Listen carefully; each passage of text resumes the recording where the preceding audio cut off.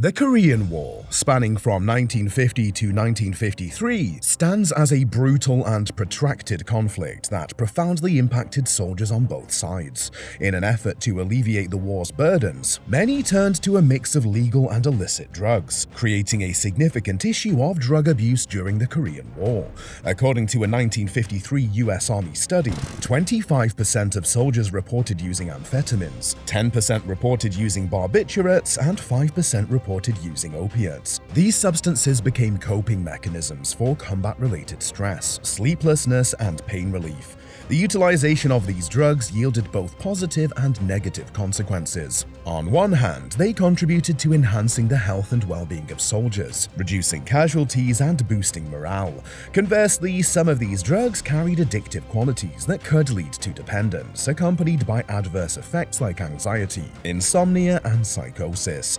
The intricate balance between these outcomes shaped the narrative of drug use during the Korean War. The multifaceted impact of these substances unfolded as soldiers grappled with the dual nature of their effects. While the drugs provided temporary relief and improvements in health, they also posed risks of addiction and detrimental side effects. This complex interplay added layers to the experiences of soldiers facing the rigors of war. The utilization of substances by United States soldiers amid the Korean War emerged as a multifaceted challenge, devoid of straightforward solutions. Indications point to the US Army's awareness of the prevalent issue of drug use. However, substantial measures to address it were delayed until later stages of the conflict. Notably, there are reports suggesting that high-ranking military officials, including senior commanders, deliberately overlooked or disregarded the issue of drugs due to their perceived effectiveness.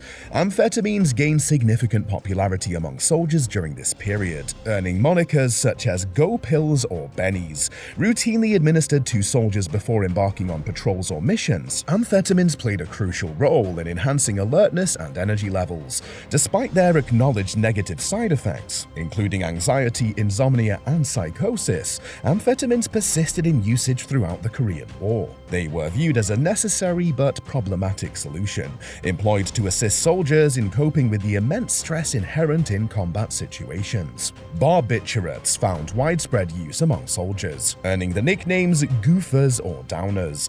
Their primary function was to induce relaxation and facilitate sleep. However, the use of barbiturates presented significant risks, as they could be highly addictive and lead to respiratory depression and fatal outcomes. Opiates, on the other hand, held a less common status among soldiers during the Korean War. Referred to as junk or horse, opiates were primarily employed for pain relief.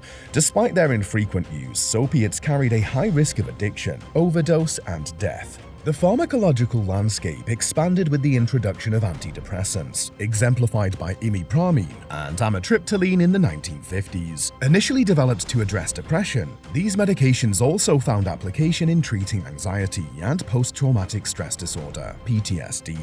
Tranquilizers, such as chlorpromazine and meprobamate, entered the scene during the same era to combat anxiety and psychosis, while aiming to reduce stress and tension. As the Korean War progressed, a growing awareness of the drug-related issue prompted military intervention. The armed forces implemented a series of measures, including educational initiatives, counseling services, and treatment programs. Additionally, stringent actions were taken against the use of illegal drugs, resulting in punitive measures for soldiers involved in drug abuse. Notwithstanding the concerted efforts made, the issue of drug abuse persisted throughout the Korean War. Estimates suggest that as much as 10% of soldiers grappled with addiction to drugs at various points during the conflict. The repercussions of drug abuse extended beyond the war's conclusion, as the problem persisted within the military and remains a contemporary challenge. The overall impact of drug use on soldiers' effectiveness was complex and multifaceted. While drugs offered some temporary advantages, they also brought forth a range of adverse side effects that often outweighed the benefits. In the grand scheme, the use of drugs might have even contributed to diminishing the effectiveness of soldiers over time, attributed to the challenges posed by addiction, deteriorating health, and enduring psychological trauma. This narrative underscores the enduring consequences of drug abuse on military personnel and the ongoing struggle to address this issue within the military landscape. The impact of drug use during the Korean War reverberated tragically across the lives of numerous soldiers.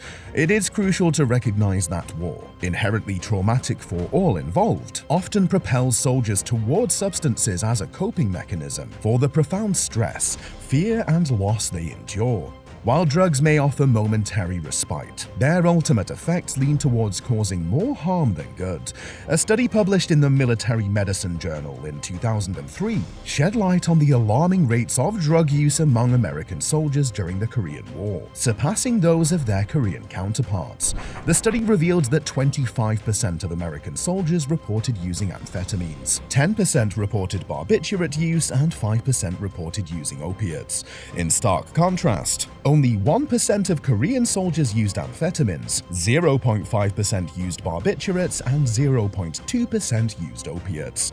The port towns, particularly Busan, served as hotspots for the emergence of drug abuse challenges among army soldiers during the Korean War.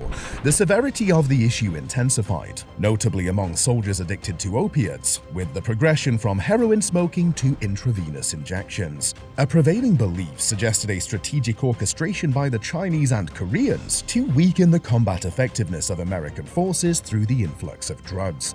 In specific military units, the scale of the problem was staggering, estimating that up to half of the soldiers were ensnared by addiction.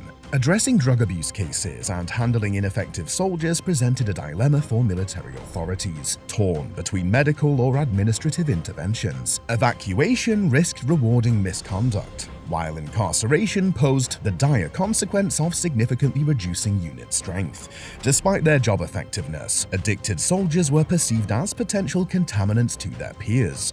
Unlike the European theater in World War II, the Korean War exhibited an unusually low rate of soldiers going absent without leave. The absence of a safe refuge outside the unit intensified the challenge, as life beyond the military unit was deemed even more perilous than the dangers faced within. This intricate dynamic highlighted the complexities military authorities faced in maintaining drug abuse among soldiers during the Korean War, requiring a delicate balance to maintain unit strength and combat effectiveness. Within the broader narrative are poignant true stories of soldiers grappling with the consequences of drug use during the Korean War.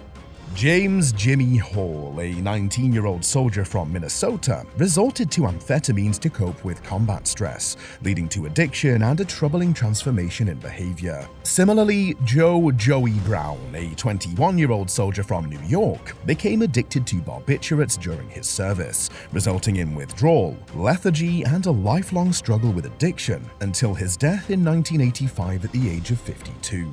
Supplementing these personal stories are additional statistics from the 1950s, revealing the pervasive impact of drug abuse among soldiers. A 1954 US Army study found that 30% of soldiers hospitalized for mental health problems were also addicted to drugs. A 1955 Veterans Administration study reported that 20% of Korean War veterans grappled with drug addiction. Furthermore, a 1956 study by the National Institute of Mental Health unveiled that 15% of Korean War veterans were afflicted by post-traumatic stress disorder, PTSD, with drug abuse as a prevalent symptom.